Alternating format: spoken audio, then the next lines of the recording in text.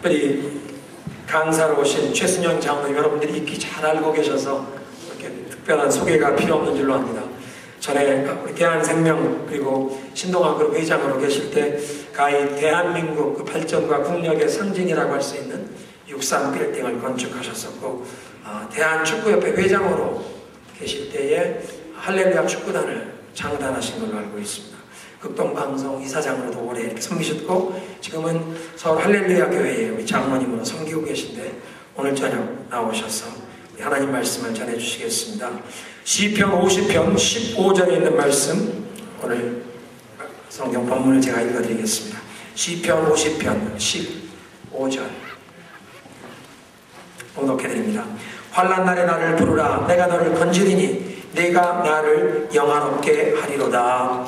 아멘. 우리 제자분이 나오실 때 다 함께 오른손을 드시고 할렐루야로 환영하시면 감사하겠습니다.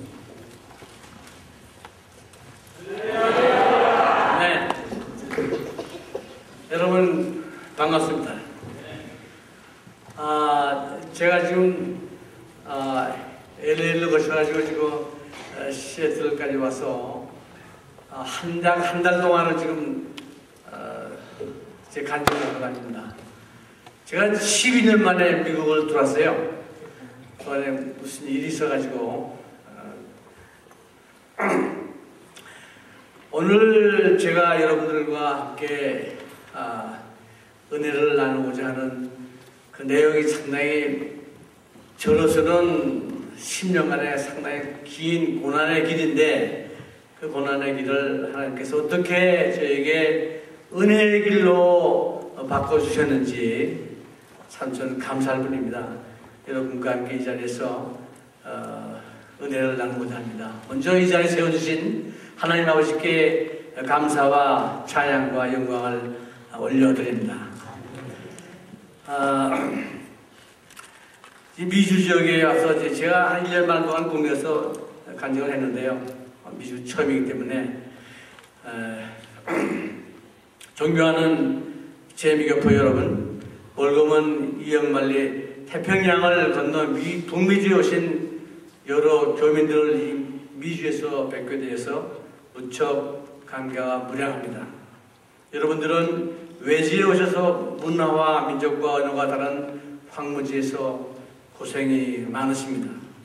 그러나 미주 생활에 바쁘신 와중에도 여러분들은 교회에 참석하시어 은혜를 받으시며 기도와 믿음으로 모든 역경을 극복하시는 모습이 너무나도 아름답습니다. 저는 여러분들을 여기서 뵙고 받은 은혜를 나눌 수 있게 되어 무척 기쁘고 반갑습니다. 저는 평신도 장로로서 축복받은 기업인입니다.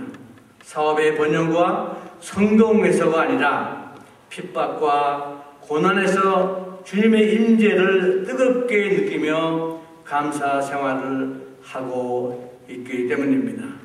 저와 주님과의 관계가 기쁨과 은혜로 무르익고 성장되고 있다는 간증을 미국에 있는 여러 믿음의 형제 자매님들과 나누기를 원합니다. 제가 10년의 고난을 은혜로 받기까지 여러 가지 사연이 있습니다. 그 당시 있었던 큰 사건을 간단하게 설명을 드리고 나서 여러분들과 은혜를 나누고자 합니다. 10년 전에 어느 추운 겨울 아침에 출근하는 길에 3명의 검찰 수사관들에 의해서 체포영장도 없이 저는 강제로 끌려갔습니다. 그 당시 30년 만에 권력을 잡은 김대중 정권에게 선거 자금을 주지 않은 것이 문제가 되었습니다. 그들 DJ 정권 실세들이 저를 향한 무자비한 정치 보복을 하기 시작했습니다. 그 당시 정치 권력을 잡은 DJ 실세들은 이루 횡포가 말로 표현하기 힘들 정도였습니다.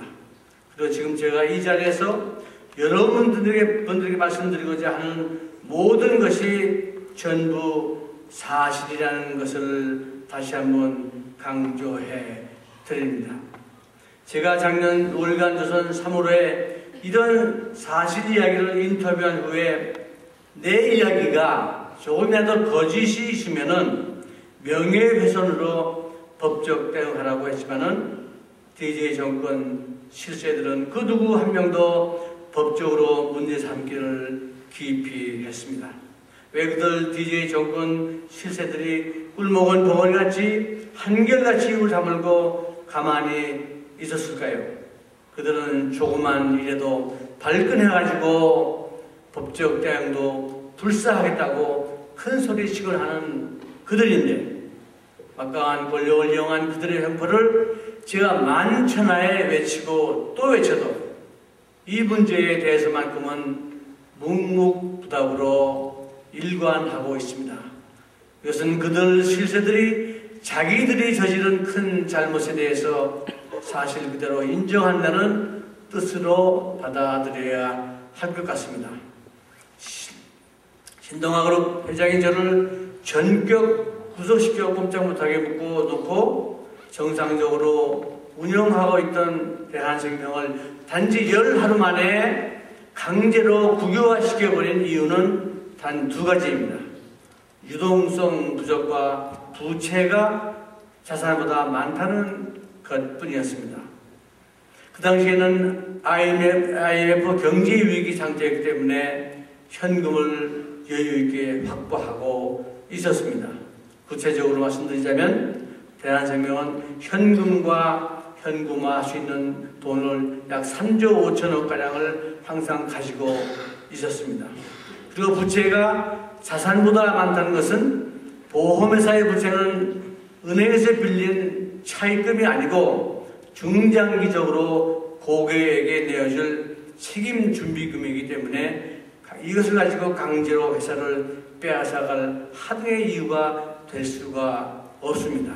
그러나 특히 IMF 경제위기는 정치인들이 나라를 잘못 운영을 해서 경제위기 상황을 만들어 놓은 것이기 때문에 저희 국가의 잘못으로 어려움을 당하고 있는 기업인들을 나라에서 최선을 다해서 당연히 도와줘야 하는데도 불구하고 DJ 실세들은 이 기회를 틈타서 부채가 다소 늘어난 대한생명을 강제로 빼앗아 국유화해 버립니다. 한마디로 말해서 선거자금을 주지 않았기 때문에 보복을 당한 것입니다. 저는 너무나도 억울하게 당했습니다. IMF 당시 부채 많은 회사를 다 국유화했다면은 우리나라 전체 기업의 90% 이상을 다 국유화했어야 할 만큼 그 당시 경제가 어려웠습니다. 예금보험공사는 국유화하는 데 필요한 공적자금을 나라 돈으로 투입하지 않고 대한생명 돈으로 대신 투입합니다.